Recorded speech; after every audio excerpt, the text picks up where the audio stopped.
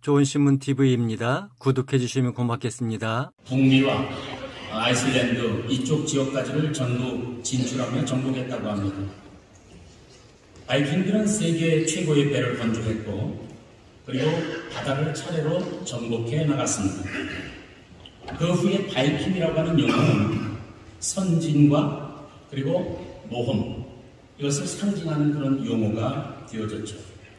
북풍이 바이킹을 만들었다고 하는 격언은 악조건, 이 악조건이 오히려 모험과 도전을 탄생시켰다라고 하는 그런 의미를 담고 있다고 볼 수 있습니다. 그들은 추운 기후와 그리고 거친 땅, 그리고 넘쳐나는 과잉 인구, 이런 악조건에 굴하지 않고 도전했다는 것입니다.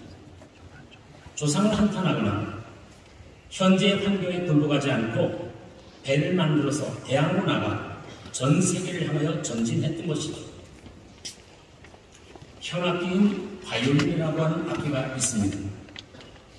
그 악기는 그 몸통을 만드는 나무의 질에 따라서 소리가 달라진다고 합니다. 가장 공명이 잘 되는 좋은 나무는 고산지대에서 자생한 이런 나무를 소재로 해서 만든 그런 바이올린이라고 전해지고 있습니다. 미국이나 캐나다의 경우에는 로키라고 하는 산맥이 있는데 이 로키 산맥 중에서도 수목 한계선이 있습니다. 식물이 자랄 수 있는 한계선을 수목 한계선이라고 하는데 대략 한 2,500m부터 한 3,000m 정도를 이루는 지역을 수목 한계선이라고 말을 하죠. 이런 수목 한계선 근처에서 자라나는 나무들로 이 악기의 재료를 삼는다고 합니다. 그곳에 가보면 1년 내내 바람이 심하게 불립니다. 바람들은 그 나무 가지들은 이 바람의 이 고난을 받아서 바람이 부는 쪽으로는 가지가 자라나지 못하고 반대쪽으로 가지가 뻗는 그런 현상이 나오죠. 뿐만 아니라 그 지역에서 나는 나무들을 보면 그 바람을 피하기 위해서 마치 사람이 이렇게 웅크리고 있는 것처럼 나무가 자라나지 못한 채로 웅크리고 있는 그런 모습을 보이는 나무들이 있다는 것입니다. 키가 클 수가 없을 뿐만 아니라 바람 때문에 고난을 당한 나무들인데 이런 추위와 바람에 오래 단련된 나무에서 공명이 좋은 최고의 바이올린 재료가 나온다는 사실인 것입니다. 사람들은 생각하죠. 요즘 금수저라고 하죠. 좋은 조건, 좋은 부모, 최선의 배려나 친절한 환경 속에서 최고의 지도자나 걸출한 인물이 나오는 줄로 생각을 합니다. 그러나 그런 것은 꼭 아니라는 것입니다. 최악의 조건, 때로는 불행한 환경이 오히려 신선한 인물을 길러내고 탁월한 지도력을 훈련시킨 훈련장이 된 경우를 우리는 너무나도 많이 보아왔던 것입니다. 프랑스가 낳은 세계적인 화가가 있는데 르누아르라고 하는 분이 있습니다. 그분은 불우한 환경에서 자라났다고 합니다. 그는 너무 가난해서 학교에도 가지 못했고 어린 시절부터 혹독한 일을 해야만 했다고 합니다. 특별히 도자기 농장에 가서 도자기를 굽는 일을 했고 도자기가 나오면 그 도자기 바깥에다가 그림을 그려넣는 그런 일을 했다고 합니다. 그런데 단순히 그 일로 만족하지 않고 르누아르는 도자기의 색깔을 조화롭게 칠하는 기술을 그 도자기 색깔 칠하면서 터득할 수 있었다는 것이죠. 이것이 그로 하여금 세계적인 화가로 발돋움하는 계기로 만들었다고 하는 것입니다. 그는 후에 이렇게 말했습니다. 예술가가 자기에게 재능이 있다고 생각하면 그것으로 마지막이다. 자만을 버리고 직공처럼 열심히 일할 때 자신의 예술을 바꿀 수 있다라고 하는 말을 남겼습니다. 아마도 자신의 체험담이 아닐까 그런 생각을 해보는 것입니다. 세상에는 흔히 행운이니 악운이니 하는 말이 전해지는데 사람이 마치 오른팔과 왼팔을 동시에 사용하면서 인생을 살아가는 것처럼 지혜로운 사람은 행운과 악운을 동시에 사용하며 자기에게 유익하게 다루는 법을 터득하게 된다는 것입니다. 일이 잘 풀려나갈 때는 아낌없이 감사하고 이리 얽히고 매어서 불행한 일들을 맞을 때에도 그 애군을 사용해서 희망의 발판으로 만들 수 있는 사람이 슬기로운 사람이라는 사실을 우리는 알고 있습니다. 이스라엘의 초대 왕으로 사울이라는 분이 세워졌지만 애석하게도 그는 얼마 되지 않아서 하나님으로부터 버림을 당하고 맙니다. 물론 그 사울은 40년간을 이후로도 통치했습니다. 아직 사울이 왕권을 유지하고는 있었지만 하나님께서는 사무엘 선지자를 베들레헴 이새의 집에 보내셨습니다. 그의 아들들 가운데서 하나를 택해서 이 사울의 뒤를 이어서 왕으로 삼으려고 했던 계획이었습니다. 명을 받았던 사무엘 선지자가 이새의 집에 도착했습니다. 그리고 그의 아들들을 모두 자기 앞에 불러 모으라고 요구를 했죠. 이새는 아들 7을 불러 모았습니다. 사무엘은 맏아들 엘리압을 보자마자 감탄했습니다. 이야, 이렇게 잘생긴 사람이 있을 수 있을까? 과연 기름 부을 자가 이 사람이구나. 대뜸 이렇게 생각을 했다는 것입니다.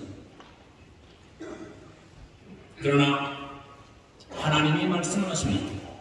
그의 용모와 신장을 보지 말라.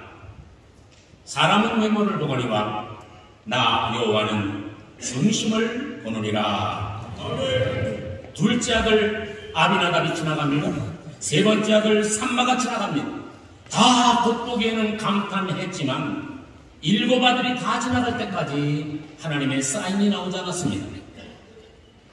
하나님은 사무엘 선지자에게 감동을 주지 않았던 겁니다. 사무엘이 말합니다. 네 아들들이 다 온 거냐? 또 있냐? 라고 물었습니다. 그때 들에서 양을 치는 말째 아들 다윗을 그의 아버지 이새가 기억을 했던 것입니다. 그런데 기대하지는 않았지만 그를 데려왔을 때 성령의 감동이 되어져서 사무엘은 기름을 그의 머리에 부어 왕을 삼게 되었다라고 하는 것입니다. 이건 우리가 모두 성경 속에서 읽어서 익히 알고 있는 내용들입니다. 사람이 보는 것과 하나님이 보는 것은 달랐던 것입니다. 사람은 외모를 보지만 하나님은 그 중심을 보시는 줄로 믿습니다. 사람은 현재를 보지만 하나님은 미래를 보시는 분이심을 우리는 믿어야 하는 것입니다. 중심을 보시는 하나님은 양치는 목동을 통해서 미래를 내다보셨습니다. 아버지도 생각하지 못했던 폐품 같았던 사람을 하나님은 미래의 보석으로 일찍이 점찍어 두셨던 것입니다. 일상적으로 주변에 흩어져 있는 폐품들을 모아서 그 폐품 조각들을 짜 맞추어서 하나의 작품을 만드는 그런 예술 활동이 있습니다. 이런 예술 활동을 우리는 전위 예술이라 이렇게 칭합니다. 그래서 어떤 예술가들은 막 신발들을 모아가지고 막 탑을 쌓아서 예술을 하기도 하고, 버려진 옷들, 또는 플라스틱들, 또 우리나라의 백남준 이런 분들은 그 뭡니까 옛날에 그때 TV 이런 것들을 모아서 작품을 만들었던 것을 우린 잘 알죠. 이것이 전위 예술이라는 것입니다. 이렇게 쓸모없이 버려진 것들을 모아서 하나의 조각 작품을 만드는 것을 어셈블리지라고 합니다. 어셈블리지. 사실 우리는 여기저기 쓸모없이 버려졌던 폐품 조각과 같은 인생들입니다. 어떤 분들은 물론 아주 곱게 자라서 신학교에 오신 분들도 있지만, 어떤 분들은 정말 인생을 살다가 폐품 조각처럼 되어서 너덜너덜해져서 신학교에 들어온 분들도 많이 있다는 것입니다.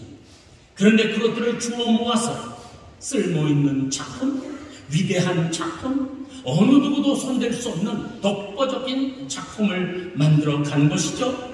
거기다가 존재의 의미까지도 부여해 주신 것을 성경은 하나님의 선택이라고 가르쳐주고 있는 것입니다.